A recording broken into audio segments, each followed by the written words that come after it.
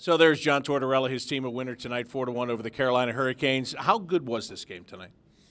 What do you mean, good? I mean, it wasn't the beginning was kind of scrappy.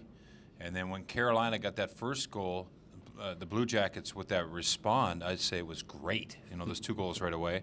It was good to see Dubinsky get those 2 goals himself. He's a guy that's been gripping the stick for a while now. And love Bobrovsky. I thought he calmed it down. John Tortorella just talked about that for the most of his press conference. I wouldn't say it was a good, as far as coaches, a good game for him, but I thought it was pretty entertaining. I like the way Carolina plays. Until halfway through the third period, I didn't sense that they were really out of the game. They put a goaltender in who's a complete rookie, never played a minute in the National Hockey League from Parma, Ohio, and he did a nice job. And I kind of felt with they're a confident team. They've won 4 in a row, Carolina. They've got some dangerous young weapons up front, much like the Blue Jackets.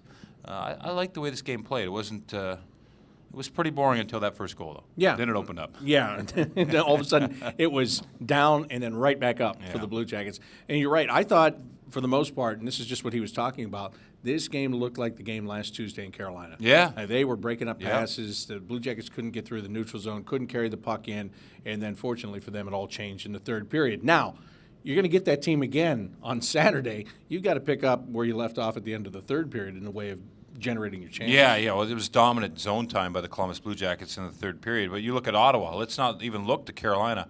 Ottawa's a team that plays a very similar style. Guy Boucher is the coach there, and he's a very, very detailed-oriented coach. He's got Mark Crawford on the bench, a veteran National Hockey League coach.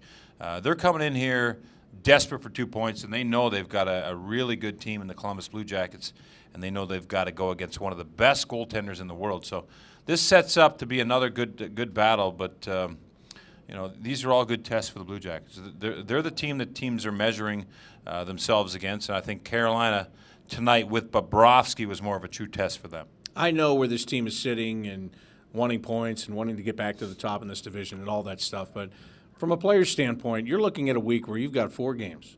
2 are against Carolina, 2 are against Ottawa. It's an odd week to begin with. And listen, it's not 2 against the New York Rangers and the Pittsburgh Penguins. These are the kind of games. Do you have to reach down a little bit deeper to get through these types of games? I think a little bit. I think there's a little bit that needs you to get motivated to get into this game to start.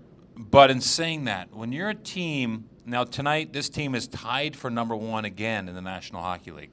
I think when you look at the standings, the advantage of being number 1 is so big in the East because number 2 and 3 play each other. And earlier today, it would have been Columbus, Pittsburgh Penguins, and Washington playing number 8. I mean, you don't want that. So there is, I'm sure there's a focus. They say they're not looking at the standings, but there's a focus on trying to get as many points as you can to get at that top so you can get the best seed possible. That's just a reality. But to your question, yes, some of these games are a little more flat than getting up for the Rangers or Penguins. All right, well, all you got to do is get through this week. Then you get to go to New York next week. So then you can spice it up once again leading to the All-Star break. All right, so the Blue Jackets a big winner tonight. That's going to do it for Jody, Shelley, and I. But stay tuned. The postgame show continues with Ryan Mitchell right after this on the El Dorado Scioto Downs Blue Jackets Radio Network.